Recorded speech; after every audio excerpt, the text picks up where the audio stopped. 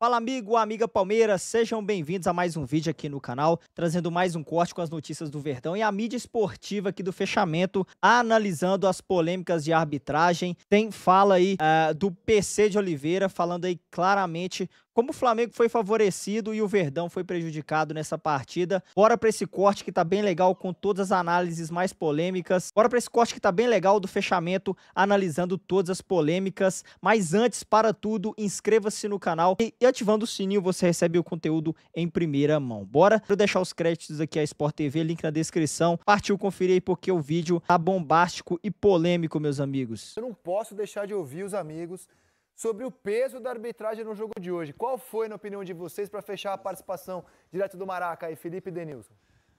Pedi pra ele pra começar a falar, posso? Você é louco?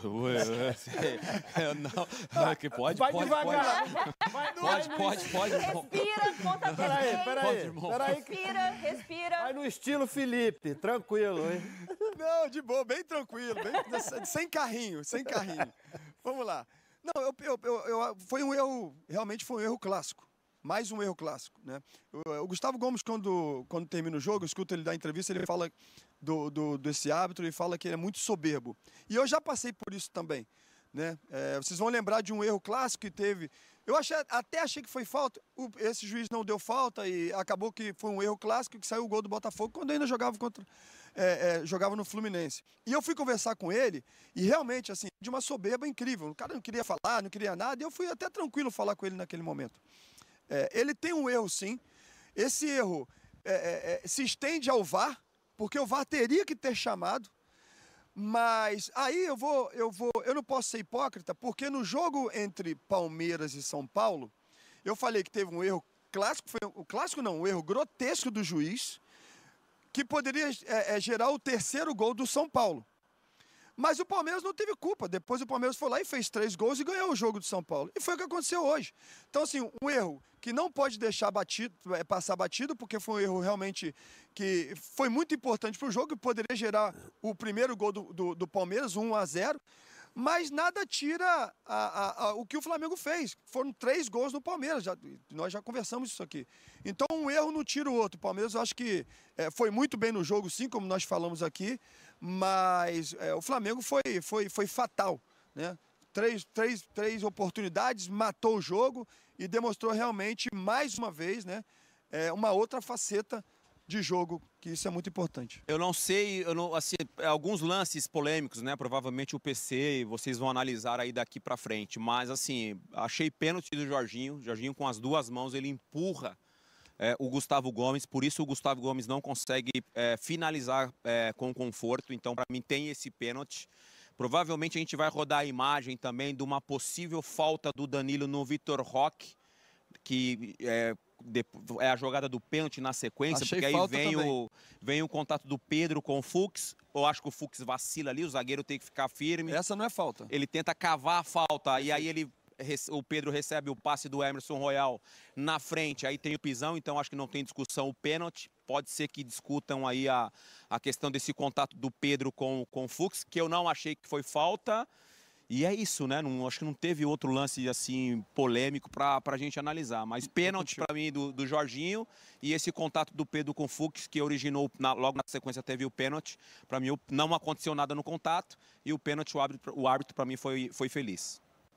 Tava na cara que seria impossível fazer o programa de hoje sem comentar a arbitragem. Aliás, tem sido assim no Campeonato Brasileiro. Eu me despeço de vocês, Denilson, Felipe Melo. Na casa, tá, gente? Os Quem lances. tá no Rio de Janeiro, que não é pra ir Dá pra casa. volta. Denilson, direto, Papai hein? vai dar uma volta. Vai. Até receber o zap assim, Alô? já pra casa. Alô? Já pro aeroporto. Vai. Só não se juntem Vai. com o Paulo Nunes, pelo amor de Deus, hein? Vai sim. Tô Boa noite, sabendo. amigos. Um beijo e bom programa aí, tá? Até domingo que vem, meus amigos. Grande abraço pra vocês. E PC Tchau. Oliveira, chega mais. Você sabia que ia ser impossível fazer o programa de hoje sem te acionar, né, PC? Você sabia? Ó, PC. Maestro. Paulinho. Some. Você sabia, PC? Você sabia? Sabia, Rizek. Tudo bem? Tudo bem, graças a Deus. Rapaz, Você? Tudo bem? Bem-vindo, tudo ótimo. Obrigado pelo espaço. Bom, começar com um lance no comecinho do jogo que gerou a maior discussão da partida, né? É isso. E Deixa eu antes... só perguntar uma coisa, Paulinho, antes de começar a fazer a análise. O que pode interferir na cabeça? Você já teve de repente, até no olho do Ciclone também, em alguma partida onde toda semana ela converge exatamente para jogar uma pressão, jogar uma responsabilidade em cima do árbitro, que deve ter acontecido naturalmente com o Wilton essa semana. A cabeça dele deve ter ficado um inferno, né?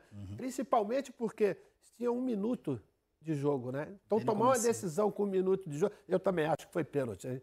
Sem querer eximir. Só para saber como é a cabeça de quem tem que decidir um lance como esse, assim. Ótimo, mas boa noite para você, para Ana, Rizek, para todo mundo que está em casa acompanhando o fechamento. Eu acho que a arbitragem está muito pressionada, porque nós tivemos, nas últimas semanas, 2 erros importantes, né? O do Ramon Abate, no São Paulo e Palmeiras, hoje do Wilton, e são, teoricamente, os 2 melhores árbitros do Brasil. Que o Wilton já atuou em 2 Copas do Mundo, em 2018 como VAR, em 2022 apitou 5 jogos.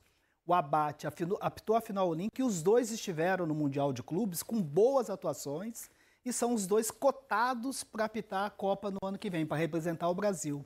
E esses erros não são erros de desconhecimento de regra, como foi o Abate no jogo de São Paulo, que estava em cima da jogada e interpretou como um lance acidental e fomos unânimes aqui, que entendemos que houve uma imprudência do Alan, porque sem querer também é falta. E no jogo de hoje, como bem disse o Maestro, com 2 minutos de jogo, esse lance passa pelo campo. Depois eu vou até mostrar um ângulo do Wilton, e acho que vai ser importante a gente analisar o áudio do VAR, para saber o que ele falou, e passou pela cabine do VAR. Eles vão liberar o áudio do VAR? Estão liberando, porque, enfim, a FIFA autorizou, mas nesse caso eles vão divulgar? Sim, porque ficou, acho que provavelmente deve ter o pedido do Palmeiras, né? E ficou convencionado que mesmo os lances sem mudança de decisão, a CBF vai liberar. Não sei se vai ter o pedido do Palmeiras. Digo que eu não sei, porque assim, eu entrei em contato com o Palmeiras ao final do jogo, para saber, assim, o Palmeiras vai fazer alguma queixa. Palmeiras, pelo menos no final da partida, tinha a posição de não fazer aquelas queixas formais que os clubes fazem à CBF. Disse que, inclusive, o Abel só falou de arbitragem quando foi perguntado pelo repórter, que ele, Abel, não tomou a iniciativa de falar, e que essa seria a posição do clube também. E que o Palmeiras entende que a pressão da semana levou ao que ele, clube, entende ter sido um erro claro, mas que ele, Palmeiras, não estava se preparando para, nos bastidores, fazer grandes movimentações. Pode ser que mude, claro. Foi a informação que eu obtive assim que acabou a partida. O clube, até porque Palmeiras. a semana foi realmente de muita pressão. E aí, Maestro, eu acho que é exatamente isso. E a gente está comentando aqui sobre 2 árbitros, Ana também, sobre 2 árbitros experientes. Pontas, né? Os melhores. E toda semana a gente fala que o árbitro precisa treinar, precisa treinar. E eles passaram por treinamento essa semana toda na Granja do Comari. Trabalharam vários pontos lá, o entrosamento de trabalho equipe do campo e do VAR. Inclusive, nessa semana a gente vai até bater um papo sobre aquilo que eles passaram no decorrer dessa semana lá. Trabalharam a questão dos 8 segundos, depois da infração marcada do Jandrei no jogo Fluminense e Juventude no meio de semana. Trabalharam a questão de simulação e trabalharam bastante esse trabalho de equipe, orientaram entre campo e VAR. Eu vejo a arbitragem pressionada e com medo de tomar grandes decisões. Porque não é desconhecimento de regra, são lances que... E queria, assim, dar um depoimento de consumidor do futebol brasileiro, assim, não é nem jornalista falando aqui, é alguém que adora ver futebol e ver futebol no mundo inteiro. Sabe o que me deixa louco, assim, com a arbitragem no Brasil?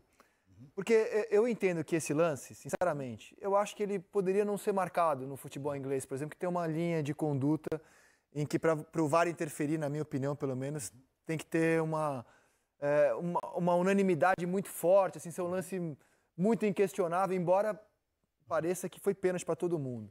Mas o que me deixa louco é que no Brasil você tem um jogo em que o VAR segue a linha da intervenção máxima. Por exemplo, Inter e Corinthians, Fluminense e Mirassol, Grêmio e Bragantino. O VAR fica garimpando coisas ali, procurando nos mínimos detalhes, voltando procurando. Em outros, é nenhuma interferência, como hoje, como foi no São Paulo e Palmeiras. Então, o que me deixa louco é você não ter uma coerência. Falta de critério. Se esse for o padrão do futebol brasileiro, isso aí não é pênalti, beleza. Só que num jogo isso é muito pênalti, no outro isso não sequer é revisado. Eu acho que é isso que deixa as pessoas que assistem futebol no Brasil loucas. Porque não tem uma linha de conduta da arbitragem brasileira. Não sei se você concorda. Concordo, e passa, inclusive, por mudanças na orientação. E mudanças também naquilo que a FIFA faz a leitura de protocolo do VAR, que no início a ideia original era de somente injustiça, aquele erro claro, óbvio, aquele erro incontestável. A chamada do VAR era para salvar a arbitragem, para não ter gol de mão do Maradona, para não ter ajeitar a bola com a mão do Henry, né, na repescagem da Copa, para salvar, não ter erro de gol impedido, ou gol que a bola bate lá dentro, Inglaterra e Alemanha, entra 1 metro, aí vem a tecnologia da linha do gol. A tecnologia veio para isso. Só que, para isso, a gente precisa ter árbitro forte em campo e também precisa ter orientação muito firme, muito segura. E aqui muda sempre a orientação. Nós tivemos na gestão do CNM uma orientação, nós debatemos aqui, né, daquele árbitro que era para sustentar a decisão de campo, e às vezes passava erro no campo e o VAR não entrava, no sentido de defender as decisões do campo. E hoje a orientação está muito no sentido de mais interferência. Até a FIFA mudou do erro claro e óbvio para uma linha do... Eu tenho até esse material, vou passar para o nosso time essa semana, que é a linha do é ou não é. Então, esse é ou não é, porque tem hora... Eu lembro que no começo da implantação do VAR, muitas vezes a gente falava assim, olha, foi falta...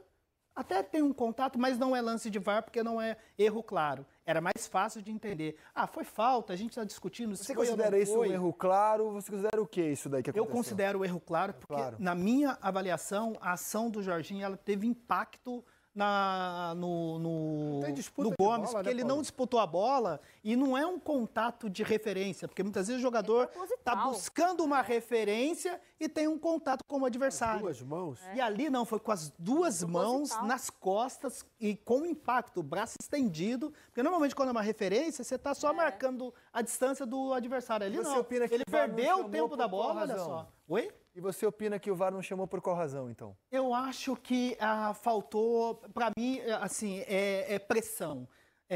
Os árbitros estão pressionados e com medo de tomar grandes decisões, e não pode. No nível do Hilton, no nível do Caio Max, que estava na cabine, que é candidato, inclusive, a ser VAR FIFA na próxima temporada, independe o tamanho das equipes, independe o momento de pressão de bastidor, que está muito forte.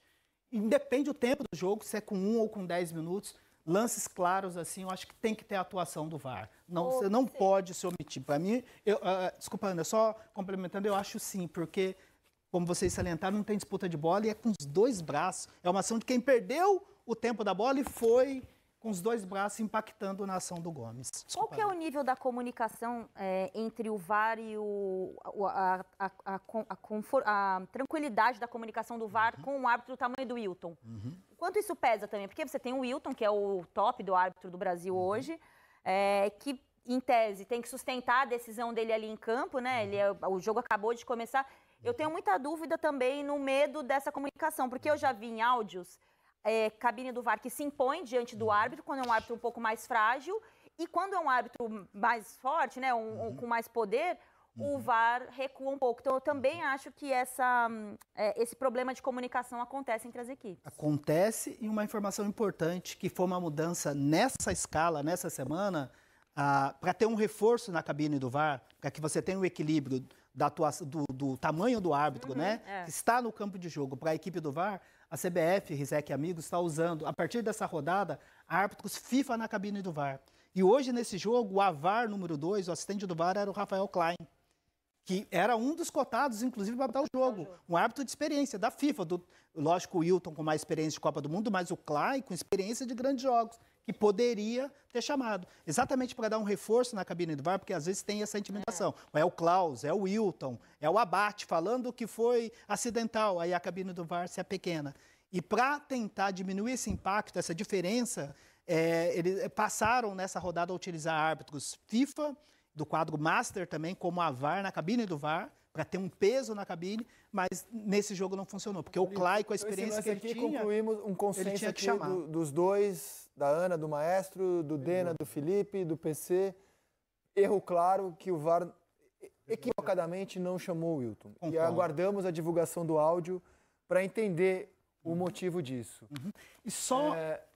Desculpa, só em relação à importante a divulgação do áudio, que eu tive só uma dúvida no lance do Gustavo Gomes, se o Wilton conseguiu ver o lance. Porque tem uma imagem por trás do gol que ele está procurando, tem um jogador do Flamengo que está passando, acho que é o Pulgar, Eu vejo ele assim com o pescoço, assim, buscando esse contato, porque ele estava um pouquinho mais aberto na diagonal.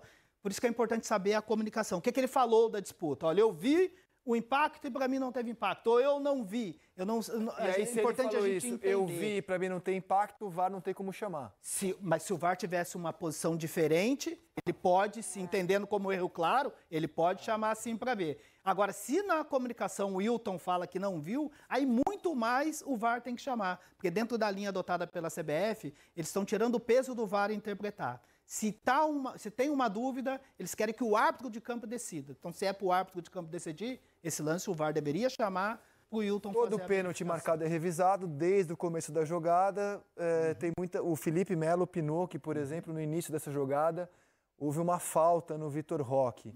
Você já reviu a jogada inteira? O que você opina desse lance desde o começo da marcação de pênalti a favor? André, deixa eu só fazer.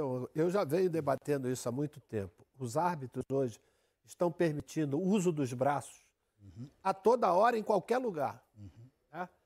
Que a gente vai ver exatamente na jogada do Danilo com o Vitor Roque. E outras jogadas do meio-campo também. Vão assintosamente, empurram, desequilibram o adversário e eles estão deixando o jogo. Você achou falta isso daí, maestro? Eu acho falta. O maestro achou falta. Ana também achou. Felipe Melo também achou. Mas tem uma coisa, André. Tiveram outras situações muito parecidas com essa que ele deixou o jogo correr também. Então, mostra assim, ele tá certo ou errado é outra coisa, mas ele é a postura que ele adotou, é isso, Eu só tive um entendimento diferente dessa disputa. Claro que está bem no limite, tem uma ação do Danilo ali, mas eu vejo o Vitor Roque, assim, fazendo um trabalho de pivô já, protegendo, meio que soltando o corpo, né?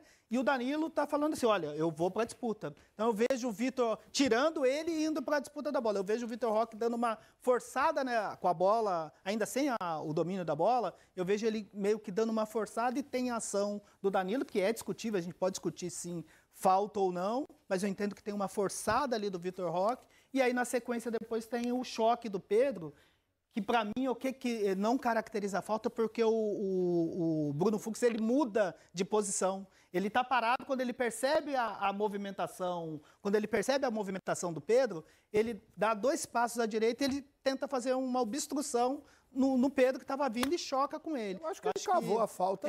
Exatamente. Ele viu que o Pedro ia ao encontro dele, ele cavou a falta. E ele ainda dá um levantou passe estabanado e fez o pênalti. E aí levantou, perdeu o tempo precisava. e acabou fazendo. Porque você já viu, estava o Piquerez já na cobertura. Ele poderia ter arriscado, vamos dizer. Olha só como ele se movimenta lateralmente para tentar fazer a obstrução e aí tem um choque com o Pedro e na sequência ele atrasado acaba cometendo o pênalti. PC, a gente queria muito que um Flamengo e Palmeiras não passasse pela arbitragem, não deu hoje, hein? Não deu, acabou passando, né? Acabou passando e, mais uma vez, cito, com um árbitro experiente, depois de uma semana de treinamento na Granja do Comari, que a gente sempre fala aqui da importância do treinamento, inclusive com o apoio de um psicólogo esportivo, João Ricardo Kozak, que foi fazer um trabalho, porque acho que isso precisa ser feito, além do técnico e do físico, precisa também ter uma preparação mental para que o árbitro lide com essa pressão, porque daqui para frente, nessas últimas rodadas, o jogo é nesse ambiente. Paulinho, e é nesse ambiente que a gente quer o grande árbitro tomando decisão. Queria que você falasse também a respeito da declaração do Gomes, pós-jogo, sobre a questão do desligar o microfone e falar da soberba em relação... Para mim, isso aí é gravíssimo.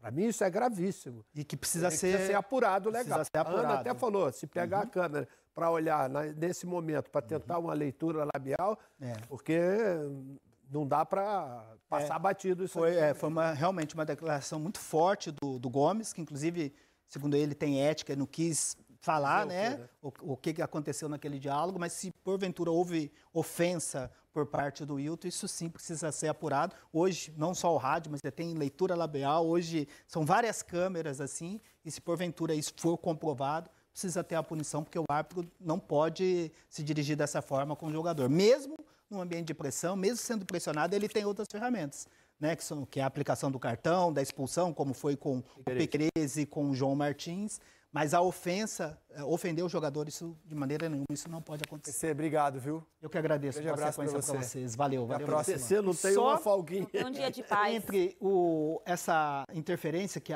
você fica maluco, da falta de critério, no jogo agora das 18h30 que eu estava acompanhando, teve um pênalti para o Mirassol. Acho pênalti, sim, um puxão do Alan Franco, zagueiro do São Paulo, no calção do atacante do Mirassol. E se a gente for comparar os dois lances, aí a gente fala do critério. Por que num jogo, um empurrão desse não chamou e no outro puxou o calção? Até acho que houve pênalti, sim. E aí o VAR atuou, chamou o Matheus Candansan para dar o pênalti. Então falta esse alinhamento, falta esse critério para não deixar a gente maluco. Eu concordo com você. Está tão puxado, PC, que não é só o árbitro que precisa de acompanhamento psicológico. Eu vou defender que vocês, comentaristas, também têm o direito, porque está puxada a vida de vocês. Puxado. Muito trabalho. A demanda está grande. Obrigado. Isso aí, torcedor do Palmeiras, bem polêmico essa partida. Infelizmente não foi o que esperávamos, né? Uma arbitragem isenta. Mas, cara, na hora que falou que o árbitro seria o Wilton Pereira, cara, na hora, eu falei assim, vai dar M. Mas é isso aí, meus amigos. O Verdão agora tem um jogo importantíssimo já na próxima, essa semana aí, né? Libertadores, né? Então tem um confronto aí importantíssimo. E já na sequência tem aí o Palmeiras voltando ao Campeonato Brasileiro contra o Cruzeiro. Então o Palmeiras visita, né, a LDU de Quito, na quinta-feira, às 21h30, e no domingo, às 20h30, o jogo aí contra o Cruzeiro, né, que acabou vencendo na rodada e bateu o Fortaleza, né? Então, meus amigos, tá aí os próximos confrontos, desafios do Verdão. O Verdão que ainda é líder, né, meus amigos? É líder com a mesma pontuação que o Flamengo, né? 61 pontos aí.